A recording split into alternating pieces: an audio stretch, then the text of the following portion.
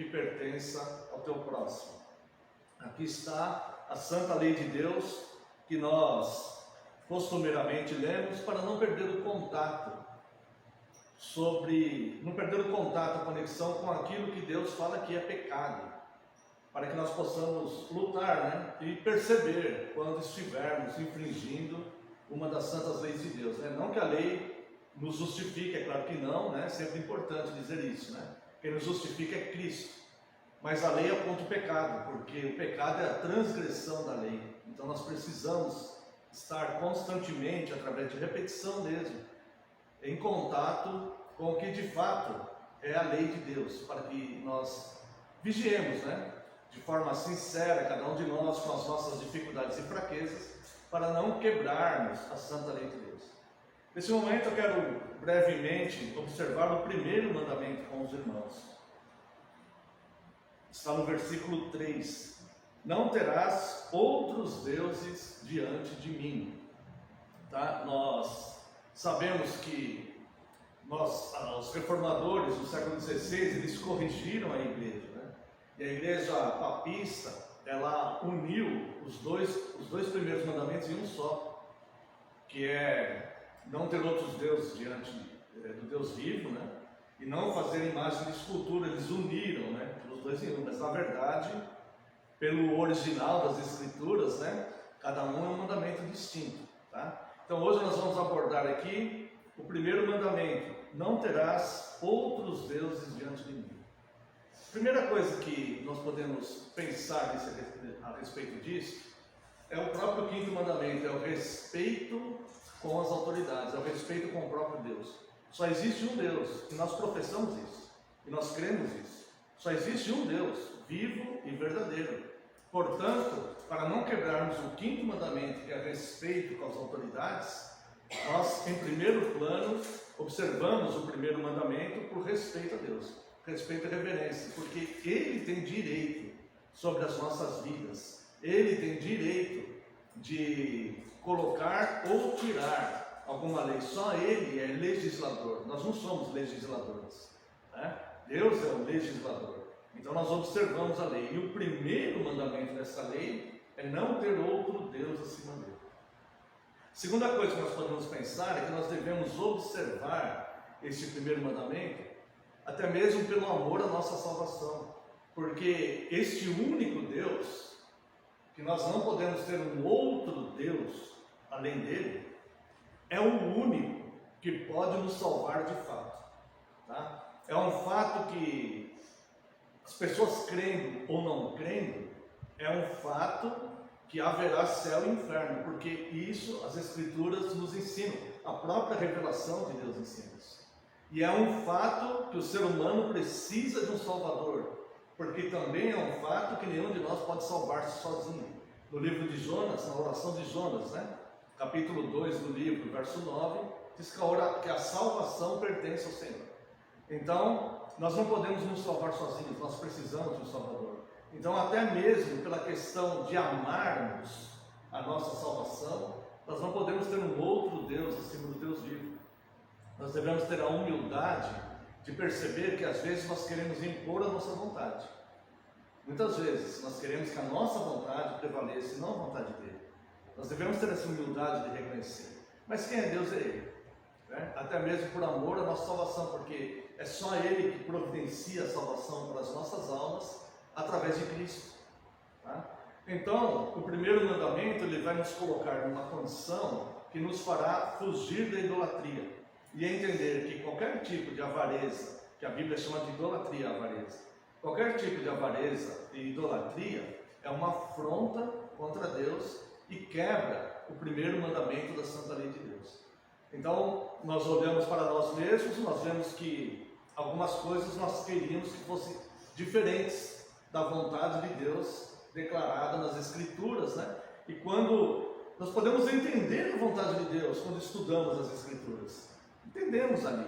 Mas quando essa vontade de Deus ela é colocada na prática e ela confronta a nossa própria vontade, aí que nós de fato estamos sendo provados e testados. Então, o primeiro mandamento ele consiste nesta prática e não na teoria. A teoria nós podemos entender bem. Se alguém vier e nos instruir, nos ensinar, nós vamos entender o que está revelado, o que está escrito. Mas nós não quebraremos o primeiro mandamento quando somos confrontados com a vontade de Deus e a nossa própria vontade, quando aquilo está antagônico, quando aquilo está um contrário ao outro, né?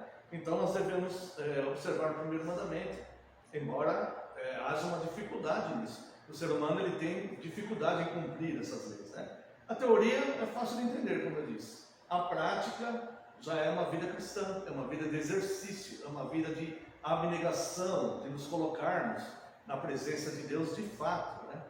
Porque são esses que o Pai procura, os verdadeiros adoradores. Verdadeiro adorador não é aquele que está lá levantando a mão na igreja. Pode levantar as mãos, não tem problema, mas não é isso. Mas é aquele que no seu dia a dia ele procura viver segundo os padrões da lei de Deus.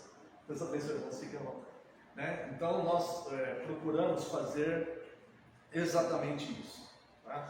Então o que podemos entender é que primeiro, até mesmo preservar o quinto mandamento, o direito que Deus tem sobre a sua criação, sobre as pessoas, tá? Então nós guardamos o primeiro mandamento, porque Deus tem direito de impor o primeiro mandamento a nós, porque no fundo nós professamos que só existe um Deus.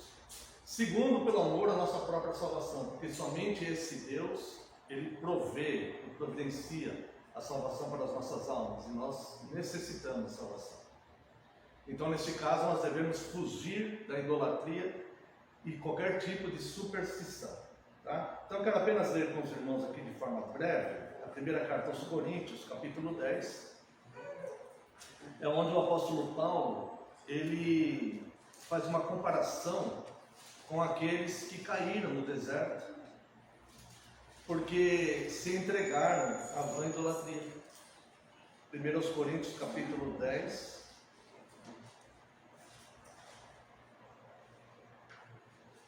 vamos ler aqui apenas até o verso 7. O bom seria nos ler pelo menos até o 24. Eu aconselho os irmãos de sentido que leiam em casa esse capítulo inteiro, tá? Mas não teremos tempo aqui. Então, 1 Coríntios capítulo 10, leremos até o verso 7 apenas. Ora, irmãos, não quero que ignoreis. Quando fala não quero que ignoreis, ele está dizendo, não quero que deixem de compreender isso. Não ignorem isso. Tá? Ora, irmãos, não quero que ignoreis que nossos pais estiveram sob a nuvem e todos passaram pelo mar, tendo sido todos batizados, assim na nuvem como no mar, com respeito a Moisés. Está se referindo, né, obviamente, ao Êxodo, né, saída do Êxodo, e a lei de Deus mesmo, que Deus deu através de Moisés. Todos eles comeram de um só manjar espiritual. Note a unidade aqui. Todos eles comeram de um só manjar espiritual e beberam da mesma fonte espiritual, porque bebiam de uma pedra espiritual que os seguia, e a pedra era Cristo. Então veja que é o mesmo Deus do Antigo Testamento para o Novo Testamento. A mesma unidade que o povo deve ter e a mesma fidelidade a Deus, que Deus colocava para eles obedecerem no Antigo Testamento, é o mesmo que nós devemos obedecer hoje. É o mesmo conceito do mesmo Deus. Não existe dois deuses diferentes, com vontades diferentes e conceitos diferentes, personalidades diferentes. Não, é o mesmo Deus e uma só revelação, né? Entretanto, verso 5. Entretanto, aqui há uma notícia, mas que o apóstolo Paulo diz, não ignore isso, e que isso sirva de exemplo. Entretanto, Deus não se agradou, agora olha só a péssima notícia, da maioria deles. A maioria deles. Veja que em meio àquele povo, Deus se agradou da minoria. Da minoria. Então, irmãos, nem sempre seguir a maioria é um bom negócio. Nós devemos estar em fidelidade a Deus, mesmo que sejamos minoria, mesmo que sejamos poucos, né? Tá? Olha só, entretanto, Deus não se agradou da maioria deles, razão que ficaram prostrados no deserto. Ora, estas coisas se tornaram exemplos para nós. Veja que o apóstolo Paulo está dizendo isso para uma igreja do Novo Testamento, tá? Estas coisas se tornaram exemplos para nós, Tá? Não há a menor possibilidade de entender que o Antigo Testamento foi abolido ou esquecido em algum tempo. Não, nós devemos olhar lá e termos isso como exemplo. Ora, essas coisas se tornaram exemplos para nós, a fim de que não cobicemos as coisas más como eles cobiçaram.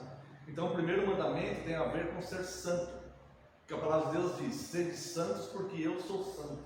O que é ser santo? É saber separar o que é mal do que é bom. Isto é bom, eu me aplico a isso. Isto é mal, vou lutar para não fazer mais isso, mesmo que tenha uma tendência fortíssima em mim para fazer. Vou lutar para não fazer mais. Isso que forma o caráter cristão, o exercício da nossa fé cristã, né? Ora, essas coisas se tornaram exemplo para nós, a fim de que não cobicemos as coisas más como eles cobiçaram. Não vos façais, pois, idólatras, como algum deles. Porquanto está escrito: o povo assentou-se para comer e beber, e levantou-se para divertir-se. Ainda hoje é assim. O povo se assenta para comer, para beber, se levanta para se divertir, mas se esquece de observar a santa lei de Deus. Então, que nós possamos de fato tomar isso como exemplo, né? Vamos fazer uma oração de confissão agora. Se porventura